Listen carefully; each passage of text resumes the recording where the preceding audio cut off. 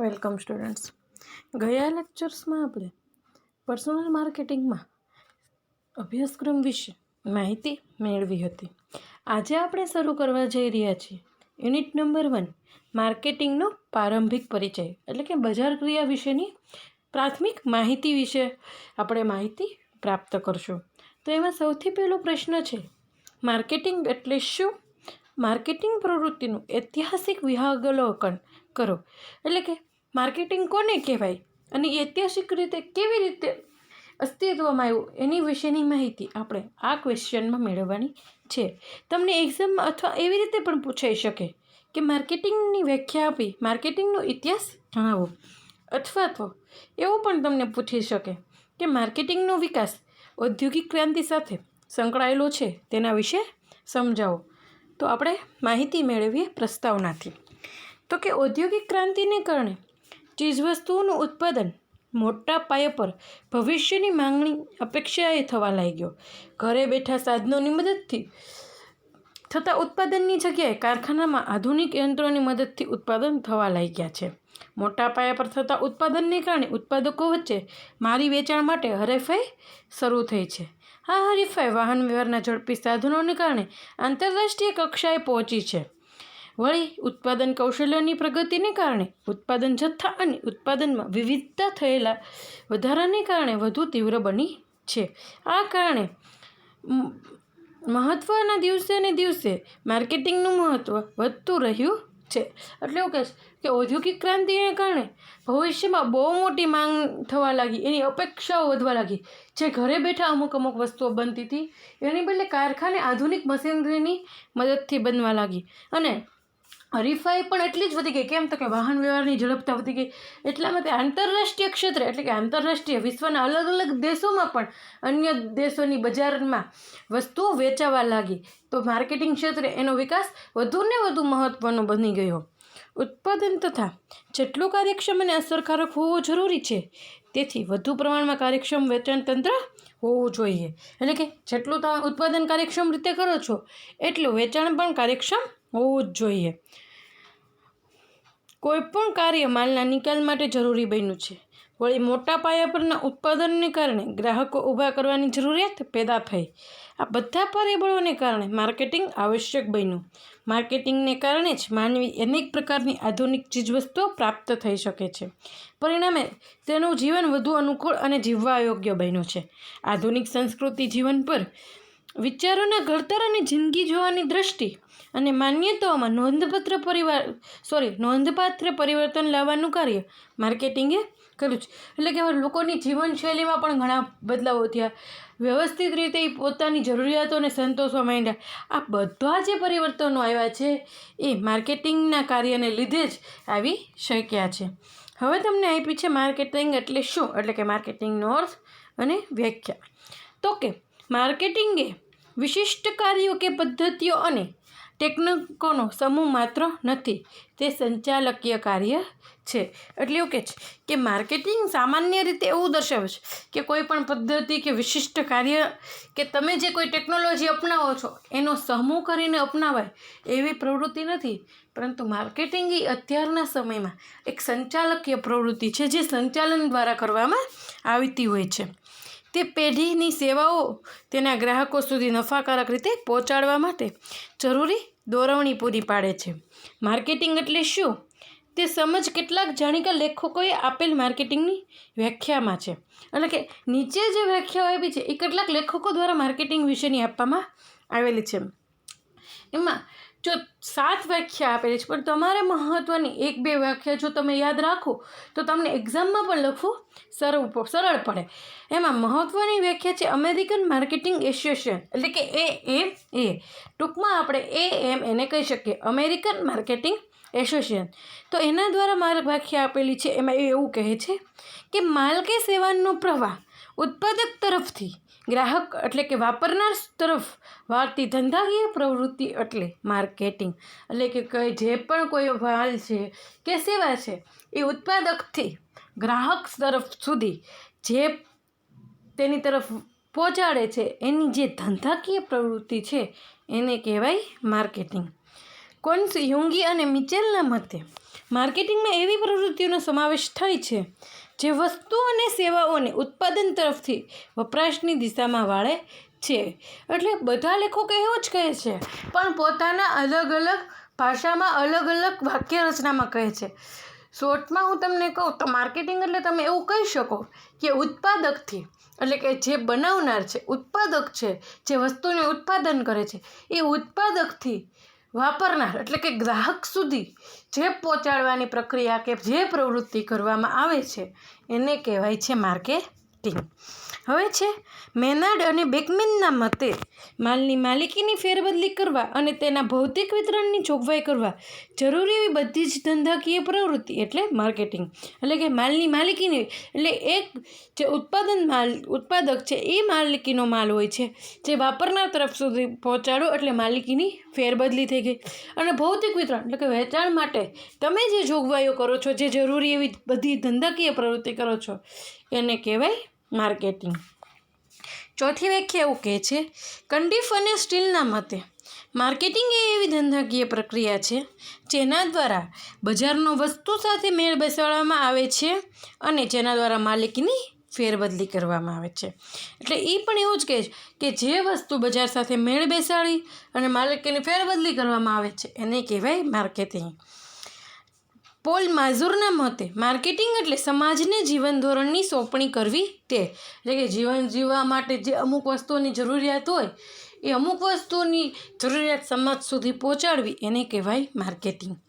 છઠ્ઠી વ્યાખ્યા હેન્સના મતે એવું કહે છે કે માર્કેટિંગ એ એક પ્રક્રિયા છે જે ગ્રાહકોની આવશ્યકતાઓની જરૂરિયાતોને શોધી કાઢી તેનું કે સેવાના વિશિષ્ટ વર્ણનમાં રૂપાંતર કરે છે. આ પેદાશ અને સેવા માટે માંગ ઊભી કરે છે અને આ માંગનું વિસ્તરણ કરે છે.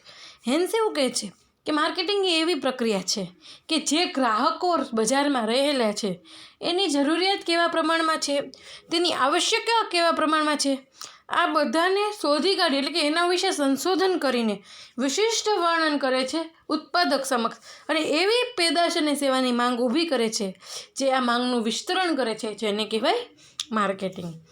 સાતમી વ્યાખ્યા છે ફિલિપ કોટલરના મતે. તો ફિલિપ કોટલર પણ એવું જ કહે છે કે માર્કેટિંગ એ સામાજિક અને સંચાલકીય પ્રક્રિયા છે જેના દ્વારા વ્યક્તિઓ અને જૂથોની આવશ્યકતાઓ અને જરૂરિયાતો, મૂલ્યવાન પેદાશોનું સર્જન, રજૂઆત અને બીજાઓ સાથે વિનિમય પ્રાપ્ત કરે છે. એટલે ફિલિપ કોટલર એવું કહે છે કે જે માર્કેટિંગ છે એ સંચાલકીય પ્રક્રિયા તો છે, સાથે સામાજિક પ્રક્રિયા પણ છે જેના દ્વારા વ્યક્તિઓ પોતાની આવશ્યકતાઓ, જરૂરિયાતોનું પેદાશ માટે સર્જન કરે છે, રજૂઆત કરે છે અને બીજાઓ સાથે વિનિમય એટલે કે આપલે કરે છે, અને જેના દ્વારા જે પ્રાપ્ત થાય એ પ્રક્રિયા છે માર્કેટિંગ. આમ માર્કેટિંગ એ વિચારણા, માર્ગદર્શક કે ફિલોસોફી છે કે જેના સમાજની આવશ્યકતાઓ અને જરૂરિયાતો વિનિમય પ્રક્રિયા દ્વારા સંતોષવા સાથે સંબંધ ધરાવે છે. આમ કહી શકાય કે વિવિધ નિષ્ણાતો તેમની વ્યાખ્યામાં નીચેની મહત્ત્વની બાબતો દર્શાવેલી છે. એટલે કે જે 7 વ્યાખ્યાઓ આપેલી છે એ 7 વ્યાખ્યા પછી નીચેની 8 બાબતો આપણે માર્કેટિંગ વિશેની તારવી શકીએ છીએ.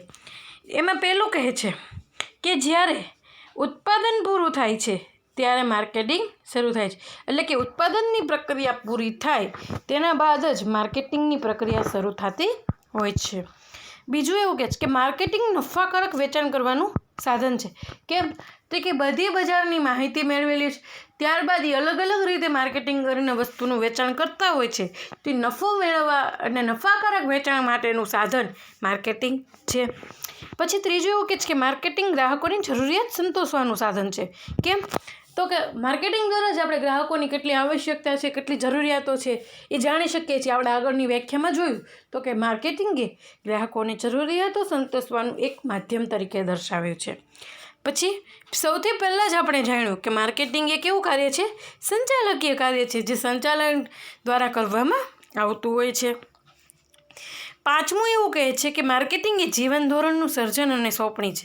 કેમ તો કે જરૂરિયાતો આવશ્યકતાઓ જાણીએ છીએ જેથી જીવન ધોરણમાં પણ ઘણા બધા ફેરફારો થાય છે.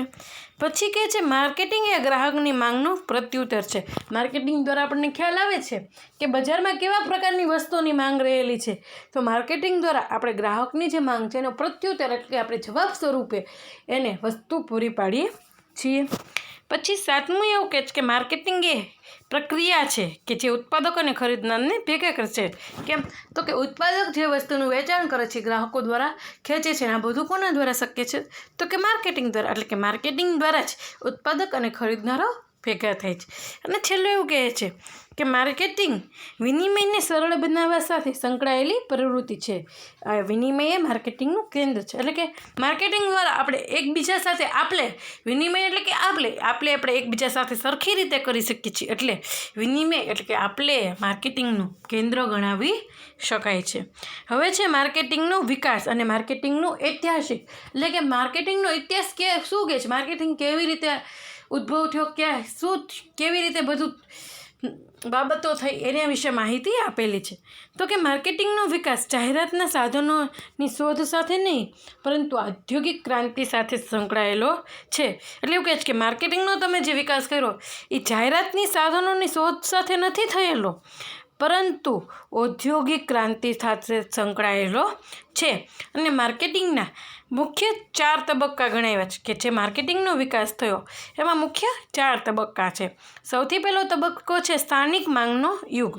એટલે કે ઔદ્યોગિક ક્રાંતિ પહેલાં માર્કેટિંગની કોઈ આવશ્યકતા નહોતી. એટલે કે જ્યાં સુધી ઔદ્યોગિક ક્રાંતિ નહોતી થઈ ત્યાં સુધી માર્કેટિંગની કોઈ આવશ્યકતા નથી, પરંતુ માનવ શ્રમની મદદથી સાદા સાધનોની મદદથી ઉત્પાદન કરવામાં આવતું. એટલે કે માનવી દ્વારા અથવા કોઈ સાદા સાધનો દ્વારા ઉત્પાદન કરવામાં આવતું.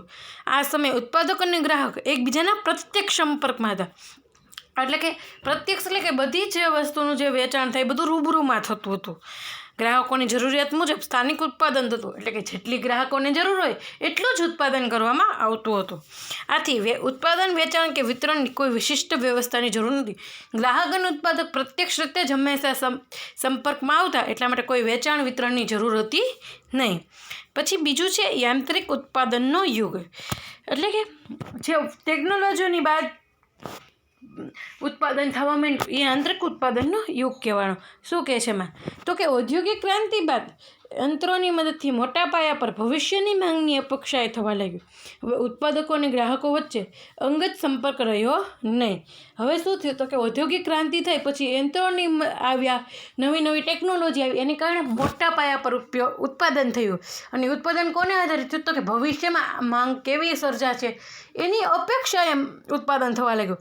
એટલા માટે હવે ઉત્પાદક અને ગ્રાહકો વચ્ચે અંગત સંપર્ક રહ્યા નહીં. ક્યાં તો કે હવે પ્રત્યક્ષ વેચાણની જગ્યાએ પરોક્ષ વેચાણની પદ્ધતિ અસ્તિત્વમાં આવવા લાગી. ઉત્પાદનમાં પરિવર્તન આવતા માલના વિતરણમાં પરિવર્તન આવ્યું. વિતરણ માટે નિષ્ણાંત વિતરકોનો વર્ગ અસ્તિત્વમાં આવ્યો. મોટા પાયા પર ઉત્પાદિત માલનું વેચાણ ન ત્યાં સુધી સંગ્રહનો પ્રશ્ન ઉદ્ભવ્યો. એટલે કે મોટા પાયે ઉત્પાદન તો કરો પણ એને સંગ્રહ ક્યાં કરો, તો ત્યાં સંગ્રહનો પ્રશ્ન ઉપસ્થિત થયો.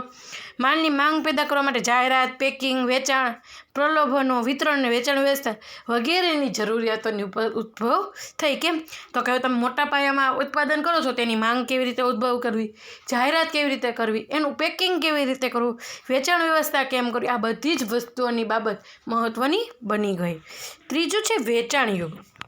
19મી સદીના છેલ્લા 25 વર્ષો અને 20મી સદીના આરંભકાળમાં હરીફાઈ તીવ્ર બની. આ સમયગાળામાં એકબીજા ઉત્પાદકો વચ્ચે હરીફાઈ તીવ્ર બની અને કારણે ઉત્પાદકો વેચાણ પ્રશ્ન પર વધુ ધ્યાન આપવાની જરૂર પડી. માંગની તુલનામાં પુરવઠાનું પ્રમાણ વધ્યું.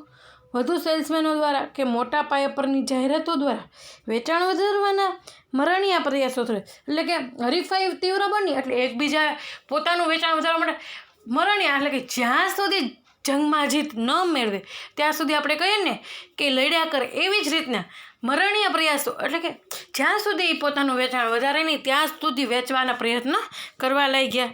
જોકે આ તબક્કે માત્ર માલના વેચાણ પર જ ભાર મૂકવામાં આવતો હતો. ગ્રાહકોના સંતોષ પ્રત્યે દુર્લક્ષ સેવામાં આવતું. એટલે કે આ તબક્કો એવો હતો કે જ્યારે પોતાની માલનું વેચાણ થવું જોઈએ એ જ વસ્તુ પર ભાર મૂકવામાં આવતો હતો. ત્યારે એવું નહોતું જોવામાં આવતું કે ગ્રાહકોને એ વસ્તુથી સંતોષ થાય છે કે નથી થતો. ચોથું છે માર્કેટિંગ યુગ. એટલે કે માર્કેટિંગ યુગ કેવી રીતે આવ્યું? તો કે બીજા વિશ્વયુદ્ધ બાદ માર્કેટિંગ યુગની શરૂઆત થઈ. યુદ્ધ બાદ ઉત્પાદનની વિપુલતા એ દરેક દેશના અર્થતંત્રનું એક મહત્ત્વનું લક્ષણ બની ગયું. મોટા પાયા પર ઉત્પાદનનો નિકાલ કરવા માટે વૈજ્ઞાનિક પદ્ધતિઓનો ઉપયોગ કરવાની જરૂરિયાત ઉદ્ભવી. આ રીતે આધુનિક માર્કેટિંગનો ખ્યાલ વિકસ્યો. એટલે કે હવે જ્યારે બીજું વિશ્વયુદ્ધ થયું ત્યારે માર્કેટિંગની શરૂઆત થઈ. એક મહત્ત્વનું લક્ષણ બની ગયું કે વસ્તુનું વેચાણ કરવું, વૈજ્ઞાનિક પદ્ધતિનો ઉપયોગ કરવો. તો આ બધી જરૂરિયાતોને સંતોષવા માટે માર્કેટિંગની જરૂર પડી. માર્કેટિંગની મદદથી ગ્રાહકોની જરૂરિયાતો કઈ છે, ગ્રાહકોને કયા માલની સૌથી વધુ આવશ્યકતા છે, કોને સૌથી વધુ આવશ્યકતા છે, કેટલા જથ્થામાં ખરીદી શકે છે, એમ વગેરે જાણી શકાય છે. ગ્રાહકોની જરૂરિયાતો અને આવશ્યકતાઓને સંતોષવાની બાબત મહત્ત્વની બની છે. જોકે માર્કેટિંગમાં આધુનિક ખ્યાલમાં ગ્રાહકોની તાત્કાલિક જરૂરિયાતોને સંતોષવાની બાબત માટે ઉપરાંત લાંબા ગાળે તેમની અને સમાજના હિતને ધ્યાનમાં લેવાની બાબતોનો પણ વિચાર કરવામાં આવે છે.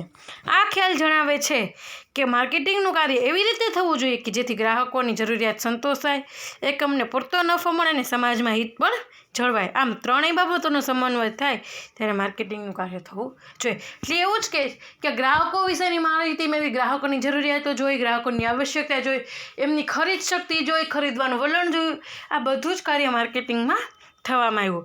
છેલ્લે સમાપનમાં એવું કહે છે કે માર્કેટિંગ પ્રવૃત્તિના ઇતિહાસનું વિહંગાવલોકન કરતાં માલુમ પડે છે કે સમયના વહેણ સાથે પરિવર્તનો થતા ગયા. એટલે કે જેમ જેમ સમય બદલાતો ગયો તેમ માર્કેટિંગમાં પણ પરિવર્તનો થતા ગયા. માર્કેટિંગનો વિકાસ ઔદ્યોગિક ક્રાંતિ બાદ એટલે કે ઔદ્યોગિક ક્રાંતિ જ્યારે આવી એની પછીના સમયમાં માર્કેટિંગનો વિકાસ થયો. શરૂઆતમાં વેચાણ અને વિતરણની જ પ્રવૃત્તિ માર્કેટિંગમાં થતી હતી. ત્યારબાદ અલગ અલગ પ્રવૃત્તિ આવતી ગઈ અને અલગ અલગ રૂઢિગત ખ્યાલની મર્યાદા દૂર કરી માર્કેટિંગનું કાર્યક્ષેત્ર અને અર્થને વિસ્તૃત બનાવ્યું. તો આજે આપણે માહિતી મેળવી માર્કેટિંગનો અર્થ અને એના ઇતિહાસ વિશેની. Thank you students.